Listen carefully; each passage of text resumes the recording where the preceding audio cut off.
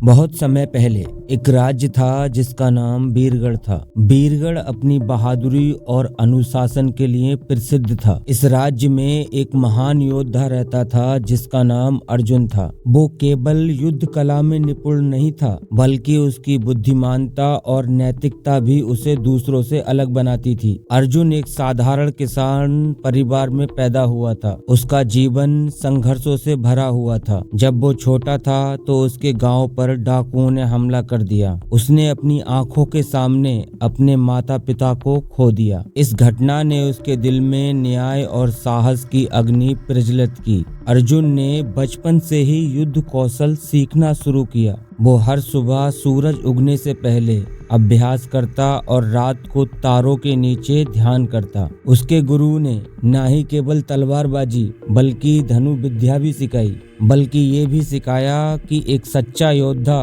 केवल अपने बल पर नहीं बल्कि अपने चरित्र पर भी गर्व करता है। समय बीतता गया और अर्जुन अपने राज्य का सबसे ताकतवर योद्धा बन गया। एक दिन बीरगढ़ के राजा को संदेश मिला कि पड़ोसी राज्य चंडालगढ़ का क्रूर राजा राज्य पर आक्रमण करने वाला है। बीरगढ़ का राजा चिंतित था। उसने अर्जुन को बुलाया और कहा, अर्जुन, केवल तुम ही हमारे राज्य को इस संकट से बचा सकते हो। तुम्हारे पास न केवल ताकत है बल्कि वो धैर्य और बुद्धिमानता भी है जो हमें इस युद्ध को जीतने में चाहिए। अर्जुन ने प्रण लिया कि वो अपने राज्य की रक्षा करेगा, चाहे उसे अपनी जान ही क्यों न गंवानी पड़े। युद्ध की घोषणा कर दी गई। अर्जुन ने अपने सैनिकों को संगठित किया और उन्हें न केवल युद्ध कौशल सिखाया बल्कि ये भी सिखाया कि एक सच्चा योद्धा केवल जीत के लिए नहीं लड़ता बल्कि न्याय और धर्म की रक्षा के लिए लड़ता है। युद्ध के मैदान में अर्जुन ने अपनी रणनीति से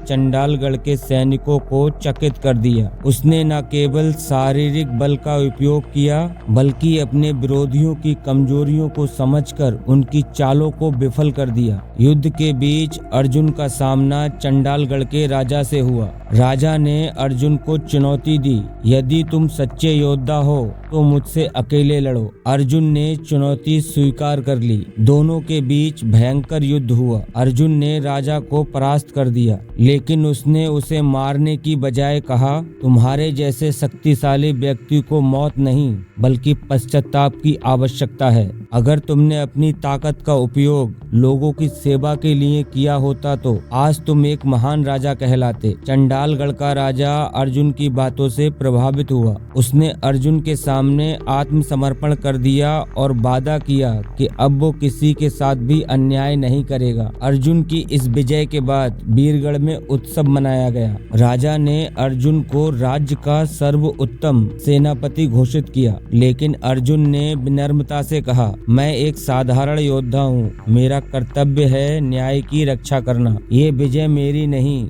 बल्कि सत्य और धर्म की है। अर्जुन की कहानी हर ओर फैल गई। वो न केवल बीरगढ़ का नायक बना बल्कि पूरे राज्य के लिए प्रेरणा का स्रोत बन गया। उसकी कहानी हमें सिखाती है कि एक सच्चा योद्धा केवल तलवार से नहीं बल्कि अपने नैतिक मूल्यों और बुद्धिमान से महान बनता है। एक योद्धा का कर्तव्य केवल जीतना नहीं बल्कि समाज की रक्षा करना भी होता है।